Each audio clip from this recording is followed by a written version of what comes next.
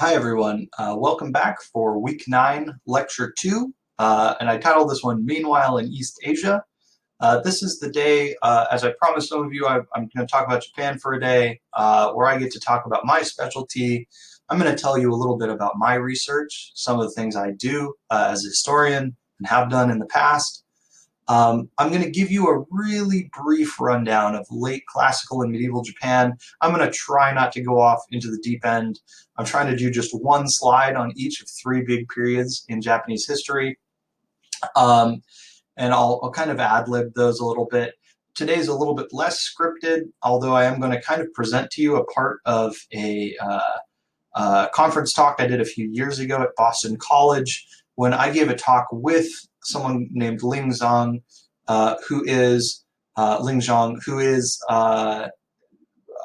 one of their higher level professors there who works in environmental history in early China. And then I'm going to talk a little bit about another piece of work from Japanese environmental history. And I've mentioned this, I believe, a couple of times back when we were in person, when we had in-person classes, that I am an environmental and social historian. So today you'll probably get to learn a little bit about what that means. I'm going to talk a little bit about the Tale of Genji and the Hojoki at more length than the Tale of Genji, which are 2 very old pieces of literature from the Heian and kind of the early and late Heian period. And today dovetails with the textbook, page 292 to 307, but in reality, I'm kind of just going to be going off on my own because I am, an expert in this stuff, and this is where my real expertise lies.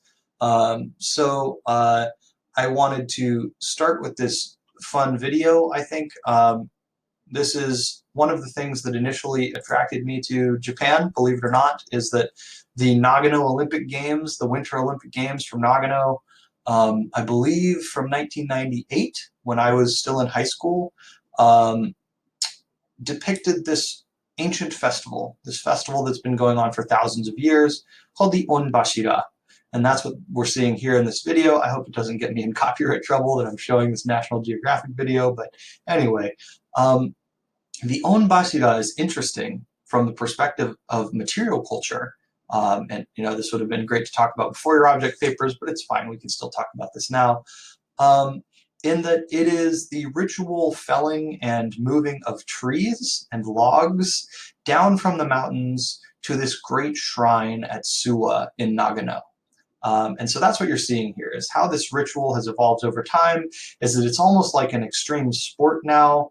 It happens every few years. They don't do it every year, but the shrine is ritually rebuilt every few years using these kind of main ridge pole and tent pole logs that are gathered from the mountains of Nagano and then dragged basically across the prefecture, what would have been a province previously, by these mostly half-naked men dragging them through rivers and places like that, and people in ritual clothing dragging them down mountains.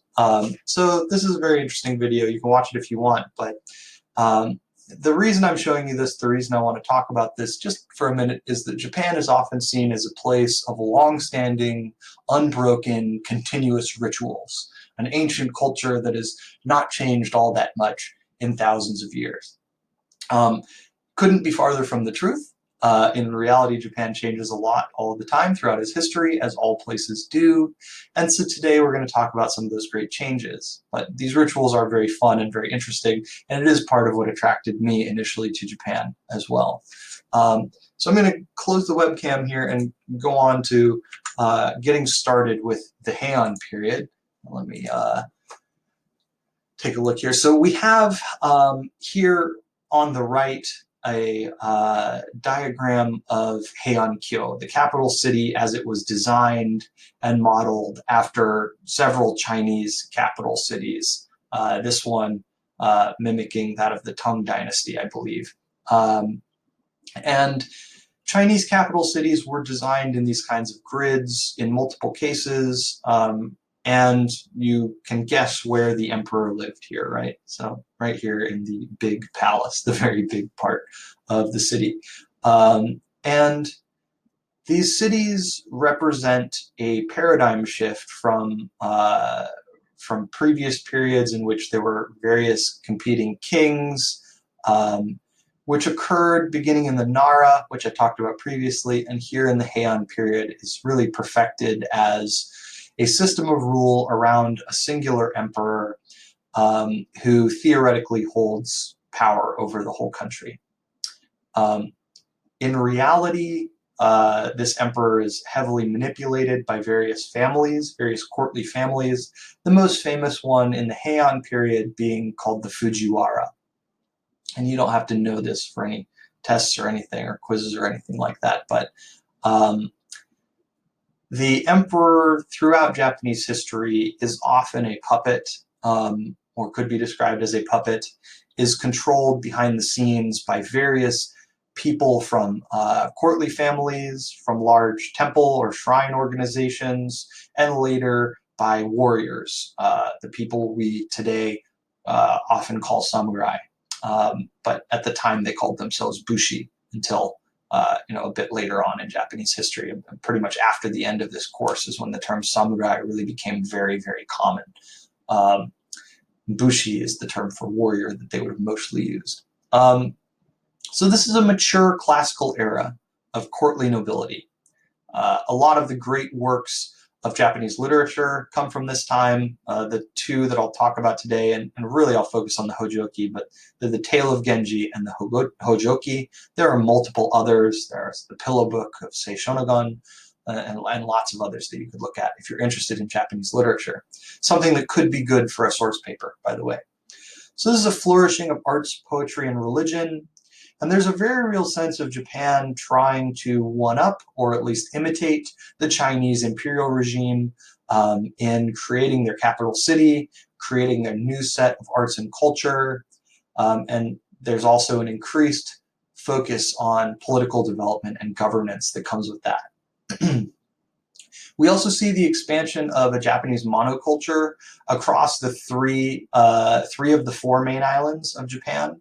So the southern three main islands of Japan, Honshu being the really big one, Kyushu being the one far in the south, Shikoku being a smaller one kind of in the middle of the country, are all controlled by this imperial regime in the Heian to greater or lesser extent. There are governors that nominally report to the center, and the level to which they are, kind of closely tied to the center varies basically by geography. But the really faraway provinces are not as tied to the center as the ones right next to the capital, as you might expect. The island of Hokkaido remains distinctly separate. There is a separate ethnic group that still lives there and operates there in their own culture that is basically not the same as mainland Japanese, as Honshu Japanese looks like. And they are called the Ainu or the Emishi, and they are gradually pushed further and further away from the center of Japan over centuries until they are basically relegated strictly to Hokkaido, and all of the other ethnic groups of Japan have been assimilated into this Japanese monoculture. There's an important one still existing in the Ryukyu Islands to the south as well, off of Kyushu, but they've been essentially kicked out of Kyushu or assimilated in Kyushu by this time. We see a rise of major temple and shrine institutions that really begins in the Nara period and come to extreme levels of power in the Heian period.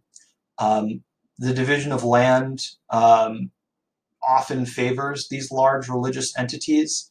There's something called a shoen, which I'm not going to get into detail on. You don't need to know about it, but these are large, technically private land holdings wherein basically the tax revenue from these chunks of land are meant to go to the owners, quote unquote owners in the capital, who may never actually set foot on them, but who derive the wealth, their wealth from these places around Japan.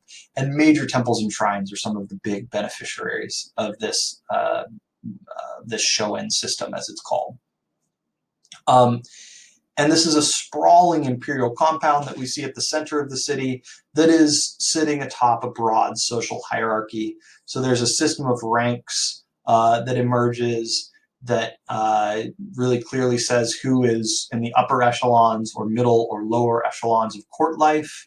And then there are people below those from the court, commoners and warriors, essentially, making up the two large chunks of it, as well as priests and monks in their shrines and temples, respectively. So the Heian period is this long period of imperial development. And the Fujiwara family comes to the fore as the one that is best able to manipulate the emperor.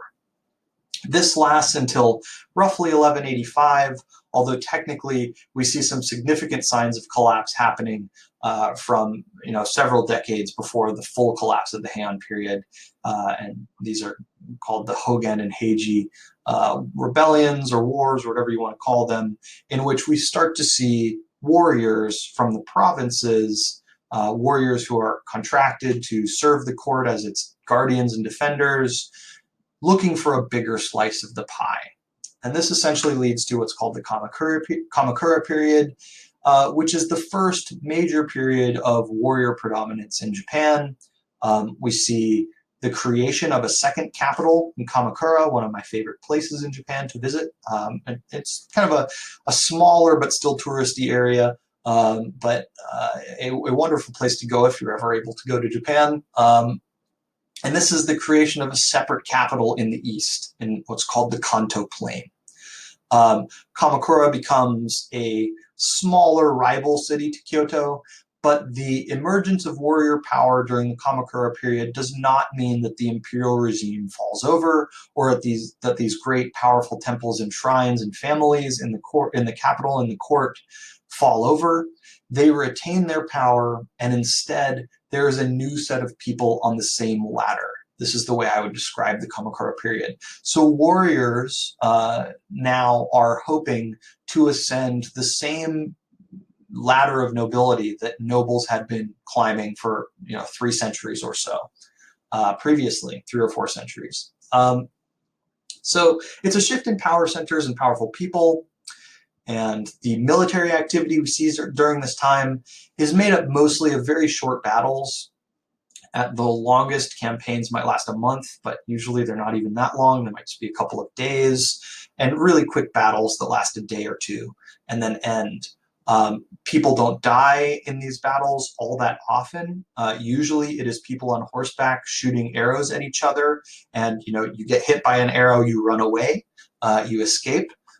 This much later idea of dying to the last man that we see portrayed in popular culture, this is a much later idea, and it is also a fiction of the imagination of later bureaucrats. But the point is that warfare around this time, as there's a well-known historian named Carl Friday describes it, it's like dogfighting. It's like two planes engaging in a dogfight. They might not fight until all of the planes on one side or the other are destroyed, but they kind of swoop in at each other, fire a few shots, and then swoop away on their horses, and you run away if you get injured or if your horse is injured, and you say, okay, I participated in the battle, I deserve credit for joining in this battle, so the people above me will pay me, and that's all I was really here for anyway, and I'm going to go save my life and continue on to the next day. This might be very different from your image of the samurai who dies for honor and things like that. This is, I hate to break it to you, but this is not the way people were acting and fighting for most of Japanese history. So these are short battles and campaigns. There's also an initial realization of Japan's weakness to foreign invasion. And this is a scroll here. I'll probably show you this scroll again when we talk about the Mongols, because the Mongols recruiting both Chinese and Korean foot soldiers to fight under them, or rather forcing them to, invade Kyushu, around here where it says Hakozaki Shrine, around this area. They invade Kyushu twice in the late 13th century, 1274 and 1281. And these invasions are a shock to the system of Japan. They are not successful. The first one is more successful than the second in that the Mongols and their subordinates are able to push into Kyushu and ride around a bit and do some damage. But they don't really kill that many people. They don't do a great job of invading and taking over the country. And then for the second invasion, the Japanese build a big harbor wall, and they do an even better job of stopping the Mongols. And I'll probably talk about this again during the Mongol section. This is where we get the term kamikaze, which you may be familiar with. We say kamikaze in English a lot, kamikaze, which is this divine wind. So unfortunately for the Mongols, both of the invasions that they carried out against Japan were at least partially thwarted by storms that came, typhoons, very famously all the time are coming from southern to northern Japan, and they got hit by two of them, and it sank most of their boats each time. There's another historian, Tom Conlon, who wrote a book called In Little Need of Divine Intervention, that talks about how, in reality, the Mongol invasions were not going to be successful anyway, and that the Japanese had essentially already thwarted them before these invasions happened, but that the most important thing to remember when looking at these Mongol invasions of Japan is that they were a shock to the system, and they eventually did cause, in no small part, they were responsible for the failure of the Kamakura regime, because this was an exposure of the weakness of that regime in dealing with something like a foreign invasion. There are lots of reasons for this. I'm not going to go into heavy detail, but one example is that traditionally when people, let's say from Kyoto and Kamakura, got into a fight with each other, the winner would take the loser's land, and that's how you paid your warriors, right? If you kill a group of enemies or defeat them, you take their land, and now you have something to pay your people with. This is not the case with a foreign invasion, right? When the Mongols invade, they don't have any land that you get to take over. So you have nothing to pay your warriors when they're defending the country itself, the whole country, under the Kamakura shogunate. And so this is part of their collapse. I don't want to go too far down that road. We see the first military legal code, which is a legal code called the Goseibai Shikimoku, which is also known as the Joei Shikimoku, which is created about a third of the way into the Kamakura regime, the Kamakura period, and serves to streamline court matters. So one of the things that attracts me to the Kamakura period as maybe my favorite period in Japanese history, or one of the most interesting, is there are tons of documents to read. There's a lot to read from this period because people were regularly going into court battles centered in Kamakura, and there was also a satellite court in Kyoto and later one in Kyushu, where they would go to debate who should inherit land, let's say, from their mother or father, from their parents or from other beneficiaries, who should get what rewards from fighting in various battles. These are all kinds of things we'd see in court all the time. And as a social historian, someone who likes to study the history of people and how they organize themselves, how their families functioned, this gives me a lot to work with. This gives me a lot of material. There's a lot of these kind of Judge Judy style cases between brothers and sisters, mothers and fathers, etc. Interestingly, the Kamakura period, like the Heian period before it, is a time when women have a really substantial amount of access to both legal power and property, landed property. So women own land very regularly, and they own large chunks of land. They can be the heads of household, even in warrior households. Even though women aren't really fighting, at least not very often, there are very, very fringe cases that we see of women joining in battle. Usually women send men as their proxies in battle, but they're still able to be the heads of household, running the show, controlling the bulk of the family wealth and deciding where it goes and who does what in the family, who goes off to fight when and where. And this is a fascinating part of the Kamakura period, is that it demonstrates that history is not linear.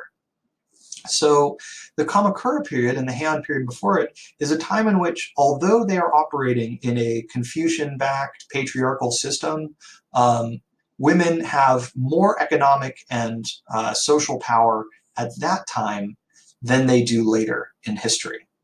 So this is kind of contrary to what you might expect if you look at history in terms of progress over time. The Japanese case shows a backward progress or a lack of progress in terms of equality for men and women. And so the Kamakura, to me, is fascinating because it's a time when women have a lot of power and a lot of rights, and we get to see that in their documents, which we have lots of and lots of access to. So the warriors are this new set of people on the same socio-political ladder. They're still trying to ascend. They want to be, just like the Fujiwara were in the Heian period, the advisors of emperors and princes, etc. And they want to, if they can, spend time in Kyoto, in this same shining capital, where they would get, prestige from going to Kyoto and spending time there and having maybe a house there that they live in part of the year. And so instead of a complete paradigm shift from courtier or noble to warrior, it is more of warriors joining this courtier lifestyle when possible. We also see the arrival of Zen, Zen Buddhism, which you may be familiar with. People do Zen today. It comes from China, Chang Buddhism, and it is very popular with the warrior class. So the Bushi, or later known as samurai, are very big fans of Zen because Zen relies on personal introspection, self-reliance, and learning about the world around you from learning from yourself. And this fits in with like the martial arts and martial culture very well. So it's very popular with warriors who become patrons of large Buddhist institutions, often those dedicated to Zen practice. And Zen is not only practiced individually. You go to a temple or a monastery to practice it as well, where you will learn how to meditate. You'll be asked questions, for example, that are meant to help you meditate. These are the famous ones are called koan. These are riddles in Zen. And this is all popularized in the Kamakura period. The Kamakura period, as I said earlier, starts to fall apart because economically, as we have more and more warriors and less land to hand out to them, there is a greater sense of weakness in Kamakura and a shift away from the Minamoto or Hojo family, being the two families of the Kamakura, the Hojo being the one that really runs the show for the bulk of the period, a shift away from their leadership. So then we go into a period called the Nanbokucho period, from technically 1336 to 1392, but it's really part of a broader Muromachi period. There's a brief imperial resurgence under an emperor named Go-Daigo, who rules the country, kind of, quote-unquote, rules from 1333 to 1336. And there are whole books about this, including one of my advisors for my master's thesis at the University of Oregon is literally the person who wrote the book about Emperor Go-Daigo. If you want to look at his book called Kenmu, Go-Daigo's Revolution by Andrew Goebel, it's a very good book if you're interested in the fall of Kamakura and the shift Japan sees towards fragmentation after that. So we initially see two rival courts in the north and south. As I said previously, this sounds similar to the two rival popes under France and England that we saw in the 100 Years' War the other day, or earlier this week. Yes, earlier this week. And these are courts that basically, as you would expect, have two different emperors that support two different political groups.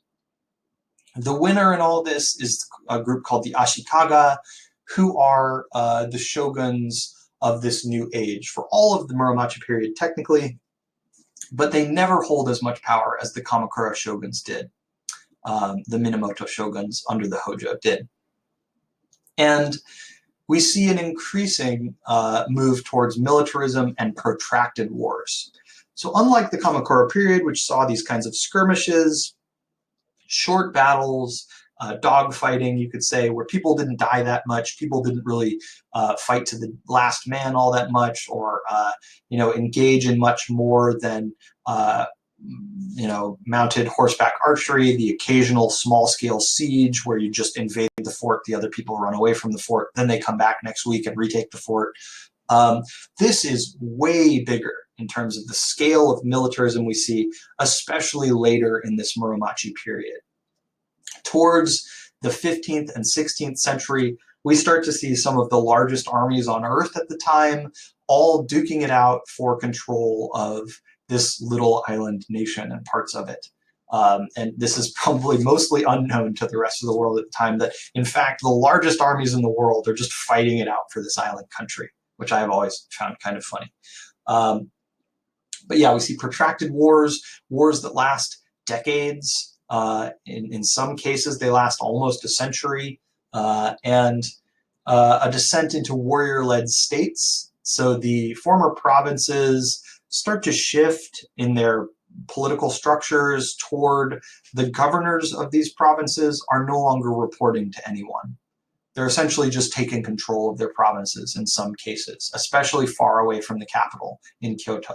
And the Ashikaga move the capital back to Kyoto. They get rid of Kamakura in an attempt to seize back power for the old capital. We see increased competition for land and income. So as there are more and more people fighting, there are more and more people demanding reward. And this means reduced access to property for women, as I was saying earlier, and also for secondary sons. There is an increased emphasis on what's called primogeniture, that is the inheritance of land by a single heir, generally the oldest son.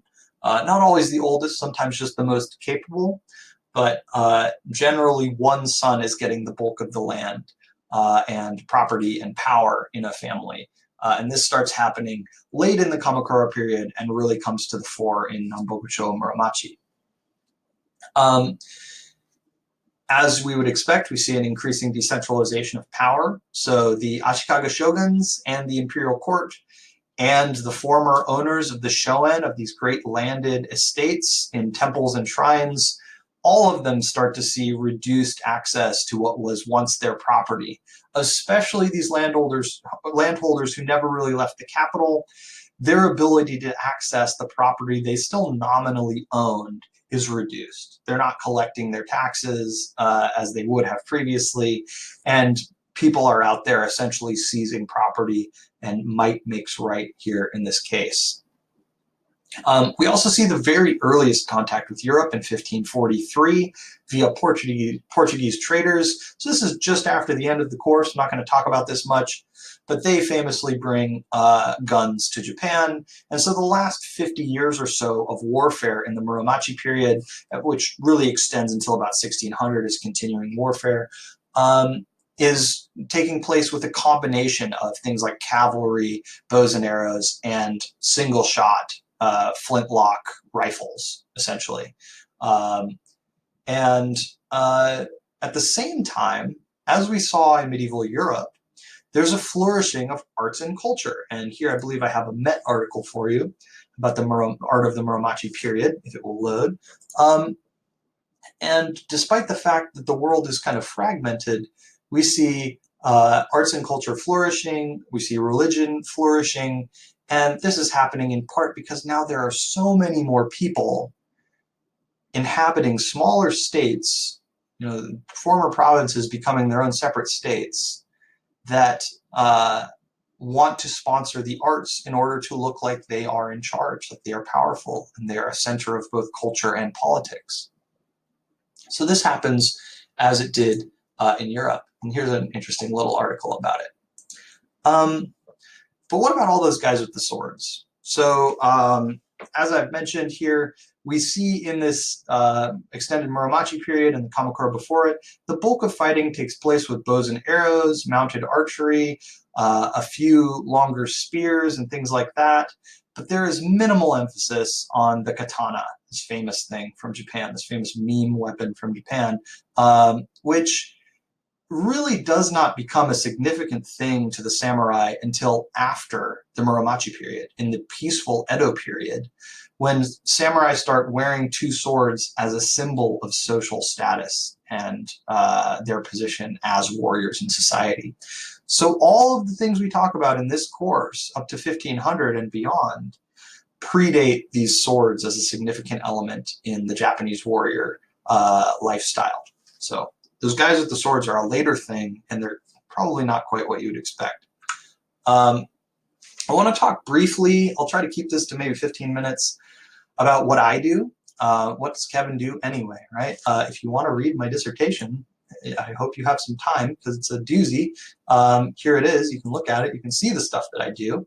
But I'll describe part of what I've done in my research here today. So I lived in Japan for a total of about 7 years, most of which was spent working on my PhD, some of which was spent earlier for language study.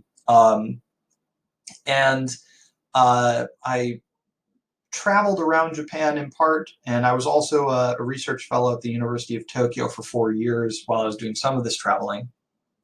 And the work that I do is environmental and social history. It's a combination of those things. Now, what is environmental history? Here's a good video about it. In my opinion, it really dovetails with material culture in that it's the study of how the physical environment, the world around us, often shapes human life. That's the element of environmental history I'm interested in. And so for my dissertation, for my PhD, I studied 2 different groups from 2 very different places. I'm going to tell you about one of those places today. I'm going to go back to Nagano. I showed you that video clip at the start of this lecture about Nagano. I'm going to go back now. So here we have JR Morimiya-no-hara Station. And what you see here, this big sign, it says here at the top, you can read it in Arabic numerals, 7 meters, 85 centimeters. This is the site of the highest recorded snowfall, the deepest recorded snowfall in Japan ever, from 1945. And so this is springtime that I was taking this picture, or summertime, in a very snowy, wintry place. So I'm going to take you to this snowy, wintry place. And I think this is a great picture because it shows a car here.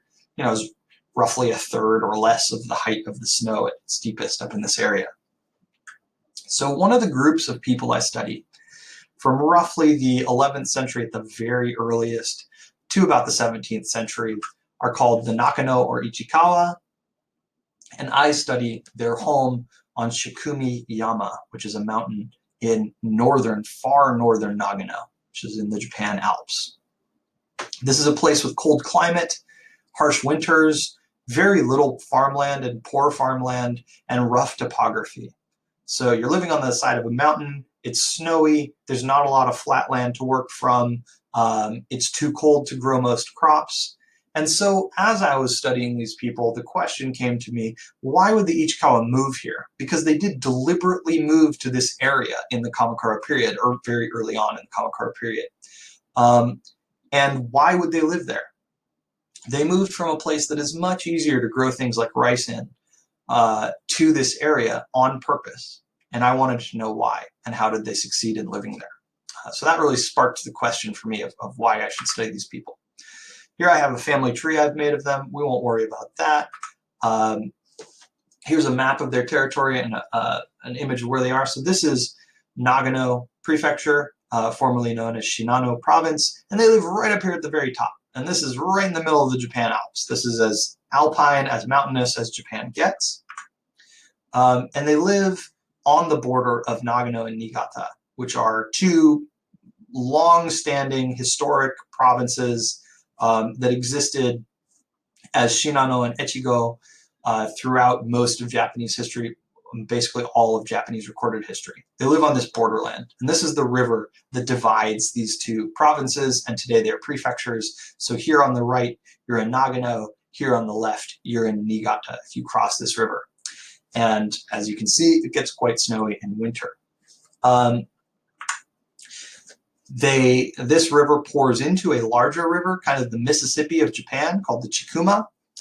And so they live at the confluence of these 2 rivers here behind this tree on this mountain, which, once again, why? Why live here is my question. Here's a better picture of this mountain, Shikumiyama.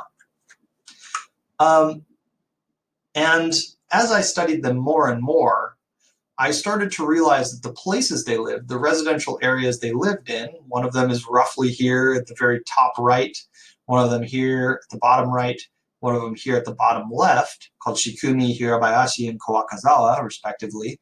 They're all border zones. They're all lands that would serve as useful choke points to stop people from moving through the Alps toward a place like Kamakura. So if you're from northern Japan and you want to get to Kamakura, there's this very high set of mountains that would prevent you getting there unless, and it keeps going, unless you go through basically this big Mississippi River of Japan, the Chikuma River. And this becomes fairly clear to me that a lot of the lifestyle of this group of people, the Ichikawa, is built around defending this passage. And so their family becomes highly structured around doing so. They have people who live in these 3 residential areas and control them kind of separately. Even though they're only a few miles apart, this might be 4 or 5 miles here, I'm not sure exactly. They have different people controlling these barriers. Because if you follow this little stream, you can get through. If you follow the Chikuma, you can get through these mountains. And if you don't, it's going to be real tough. And I noticed that their social organization is really built around the landscape. And then there's something else I find in the records of these people. They have about 150 documents they leave behind, and there are a couple hundred more related to them or related to the areas they live in that I studied for this section of my dissertation. And I found that another reason they probably lived there was birds, falcons.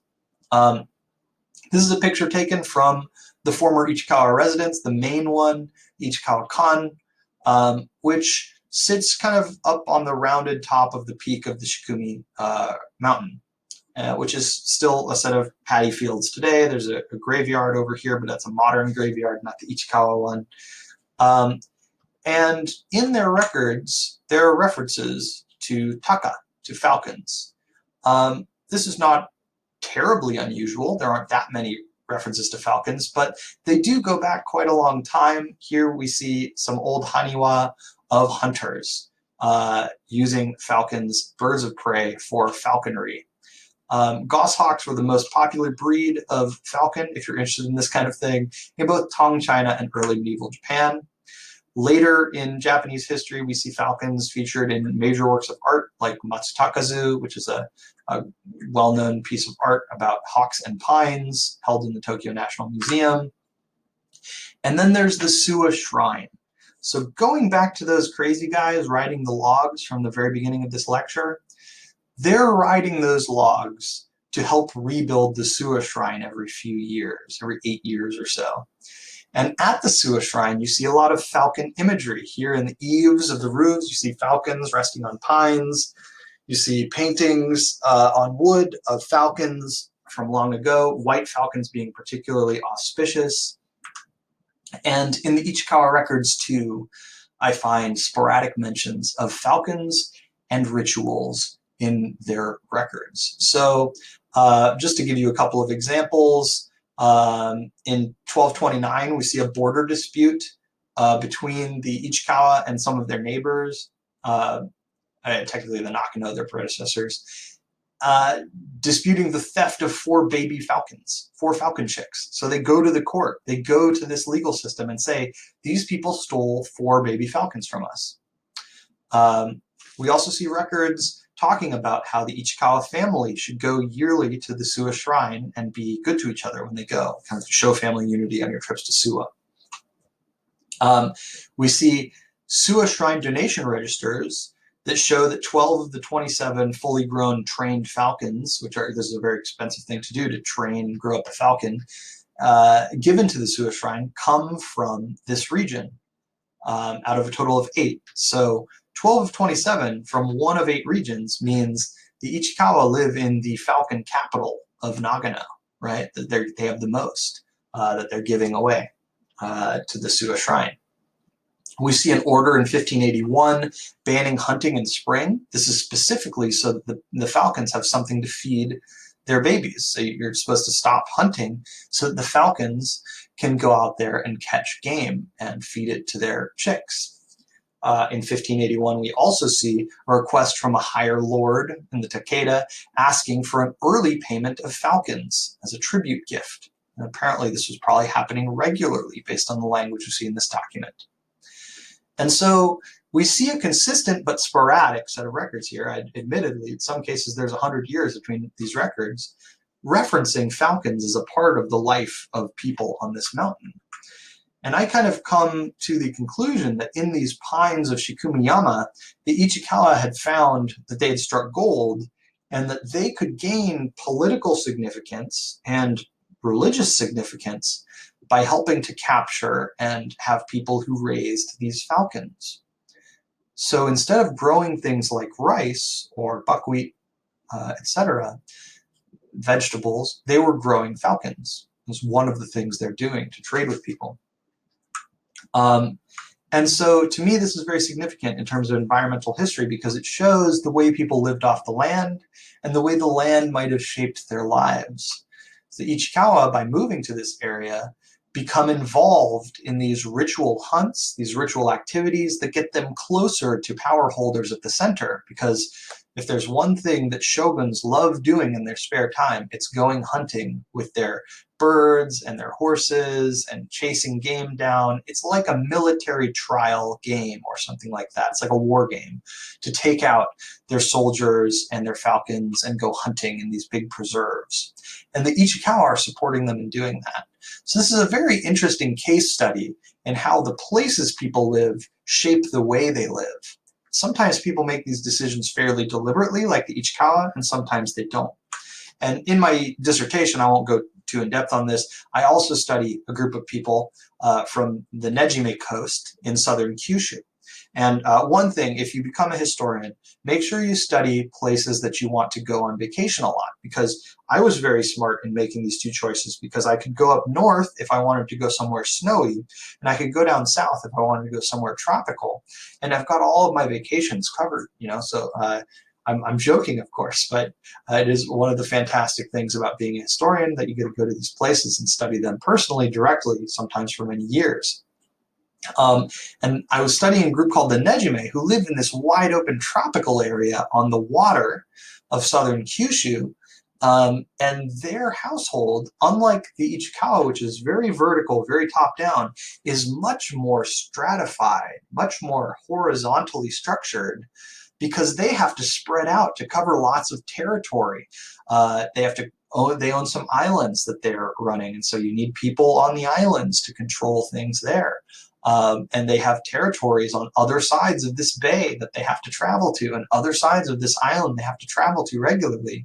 So it makes sense for them to have this wide family without a very strong vertical structure, whereas living on a singular mountain up in Nagano, the Ichikawa had to live vertically. And so that's kind of what I do, looking at how people interacted based on their landscapes. I thought I'd share that just really briefly.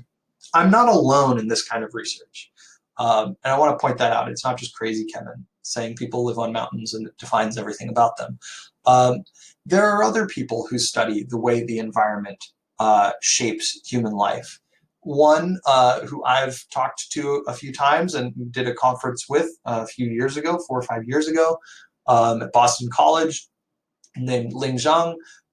She has a whole book about it called The River, the Plain, and the State. It's a very good book. I recommend it if you're interested in China, especially the Song Dynasty China.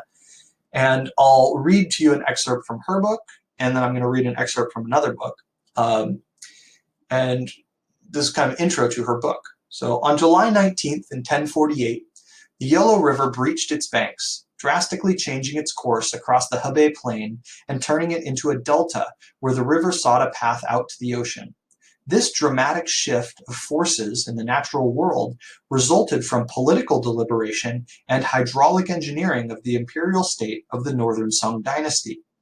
It created 80 years of social suffering, economic downturn, political upheaval, and environmental changes which reshaped the medieval North China plain and challenged the state. So a very interesting book. There's a whole podcast about it. It's about half an hour long, I think. If you're interested in learning more about this, if maybe you want to study this for one of your papers, you could. I guess just for the second paper now. But a very interesting story of how the shifting of a river shifts the course of a state in the history of Song China. This is the Yellow River. So her argument is that environmental change, which is sometimes driven by humans and other times utterly out of human control, has drastically altered and in some cases predominated human history. So the tendency of historians for a very long time was to say that people are the most important actors. Nothing else matters. Animals don't matter. The landscape doesn't matter. We do what we want. We bulldoze it. We take over. We're in control.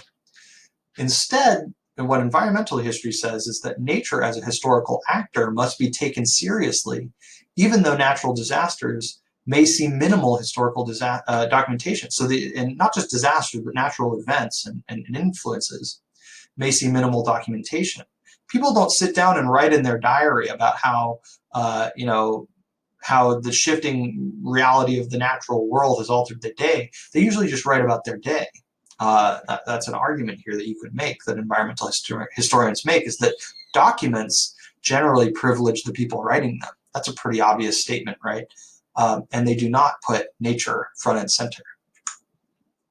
Another example of this kind of logic of environmental history from Konrad Totman, one of my great predecessors, kind of one of the godfathers of Japanese environmental history in the West in English writing. And his excerpt here I'm going to read is a little longer. He says, "Every foreign traveler in Japan is delighted by the verdant forest-shrouded mountains that thrust skyward from one end of the island chain to the other. The Japanese themselves are conscious of the lush green of their homeland, which they sometimes refer to as the Green Archipelago. Yet, based on its fragile geography and centuries of extremely dense human occupation, Japan today should be an impoverished, slum-ridden peasant society subsisting on a barren, eroded moonscape. This lush verdure is not a monument to nature's benevolence and Japanese aesthetic sensibilities, but the hard-earned result of generations of human toil that have converted the archipelago into one great forest preserve. Indeed, the author shows that until the late 1600s, Japan was well on her way to ecological disaster due to exploitative forestry. During the Tokugawa period, however, an extraordinary change took place, resulting in a system of regenerative forestry that averted the devastation of Japan's forests." So his argument here, Totman's argument, I believe that was that was part of the introduction to the book, written by someone else, but is that Japan has gone through various cycles of forest predation, meaning use, destruction, and conservation, and this cycle is undoubtedly man-made. So people have repeatedly used up the forests in Japan over time. But the key reason that Japan is not a moonscape today, and Japan, if you go there, is actually very green. We think of it as, we think of Tokyo as this concrete jungle, but most of Japan is very green, relates to deliberate intervention, as well as natural limitations on the abilities of humans to consume natural resources. So it's both the fact that people stepped in and said, hey, we should let some of these trees grow back and we should plant trees and have a protected forest. This is something we see in some of my research, for example, protecting the forest so that falcons can hunt. And we also see natural limitations. So there's only so much you can do to fell a forest if you have to start pulling trees from further and further away from your city or your town, for example. It will become limited, your ability to affect the environment directly in that way. So these two books, The Green Archipelago and The River, the Plain, and the State, are good places to look if you're interested in environmental history in Asia. If you're interested in environmental history more broadly, I had that video, I believe, on the one of the first slides, the second slide, I think, that will give you an introduction to environmental history more broadly. And environmental history is actually born and raised here in the United States. And it's primarily come from U.S. scholars in its origins. Some sources you could look at here if you're interested. I'm sharing primary sources now, both last time and this time. I gave you some for Europe last time and Asia today. And once again, I think in the next lecture that I'm doing, I'm going to talk about these sources maybe a little bit more and tell you about expectations for that paper. But Columbia's Asia for Educators page, they have one for Japan and China. has a lot of primary sources on it, and you could just search primary, for example, and you can look at some of these primary sources. If you're interested, you could look at Japanese poetry. What is a waka? And we have some here. And these are at least good gateways to get you into some of these things.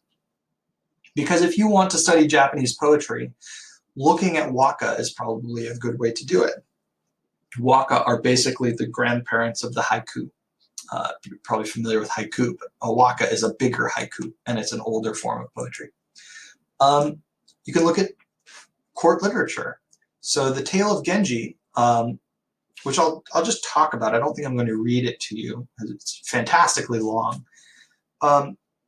It's more than 1,000 pages translated into English, and it's this great novel of court intrigue in early Japan. You could read part of it as a primary source if you're interested in reading about the court. And it's also known as the world's first novel. Some of these writings are very linked to court life, and some of them are more approachable, more just stories of regular life of, the rich and famous of very long ago. So you could look at the diaries of court ladies of old Japan. You look at some of these. We have a number of translations here.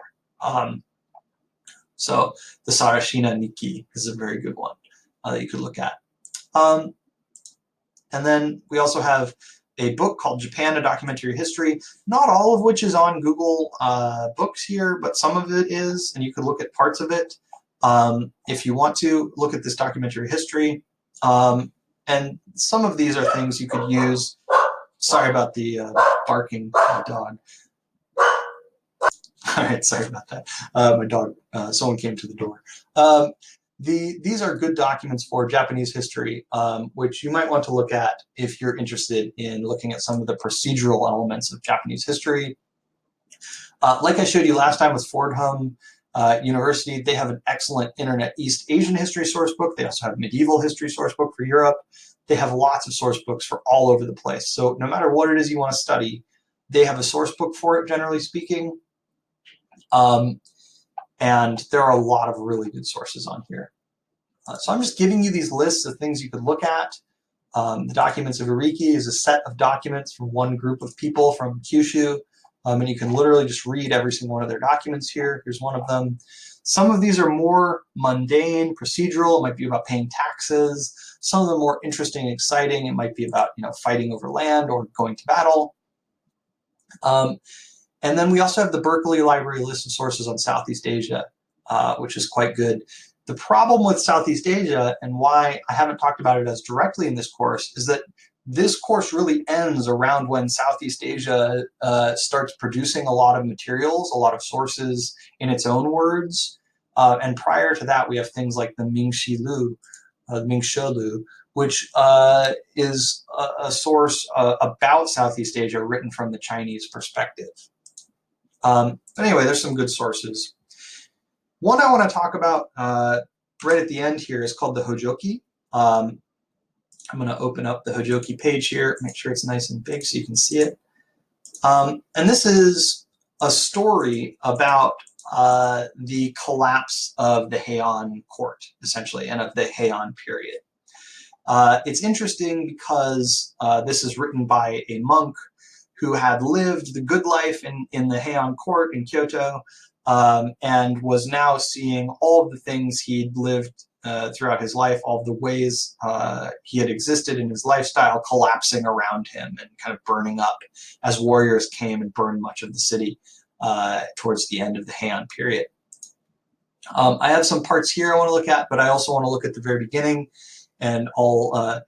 One thing you do when you're learning classical Japanese is you memorize part of this poem. So I have part of this poem memorized. So the first section of this poem, I'll read it to you in Japanese just because I think it might be good to hear it in Japanese. And why not? I memorized it, so I get to flex my memorization here. But it's about how the world is always changing. So, Yuku kawa no nagare wa taizu shite, shikamo moto no mizu ni yarazu. Yodomi ni ukabu utakata wa katsu kie, katsu musubite, hisashiku todomare taru tame shi nashi. 世の中にある人と住みかと mata kaku no gotoshi. This is about how the water in the river is the people in the world. The river is always there, the world is always there, but the people are changing. And to Kamo no Chome, what has happened is that these courtly people are flowing away. They're losing their power, they're losing their lives, they're dying, their houses are being burned up. And so he's writing this, you can see him here, this agony of this person. You see this picture of him regularly. This is one of the most famous depictions of Kamo no Chome. This exhausted person living in the mountains, trying to survive, moving from this very rich life to this very poor life rapidly. And I'll share a little bit more from the poem here. It's an extensive poem, and the whole thing is here if you want to look at it. This is another primary source you could look at if you're interested in this. He says things like, I have seen many terrible things in the 40 years I have lived since I first noticed such things. I believe it was April 28th of the third year of Angen. These are emperor reign names they use for dates. There was a strong wind blowing at the hour of the dog to spread a fire which broke out in the southeast part of the capital to the northwest. In that one night, the Red Sparrow Gate, the Palace Council Hall, school dormitories, the Public Housing Ministry, and many other buildings were burned to the ground, reduced to ashes. I think it's absurd to sacrifice so much wealth and energy to build a house anywhere, but particularly in such a dangerous place as the center of the capital city. And I'm jumping around here a little bit. Later in the poem, he says, though when I came here, I only expected to be living in this place for a short time. He's living in a little hut in the woods. And Hojoki translates roughly to an account of my 10-foot square hut. It has already been 5 years in this hut. I've gotten used to this temporary residence, as the dead leaves have collected in the eaves and the moss has grown on the foundation. Naturally, on occasion, I have heard of happenings in Heian-kyo since I have retreated into the mountains, of how many of the people in high social position have died. I couldn't count the number of people of lower position who have, or how many houses have been consumed by fire.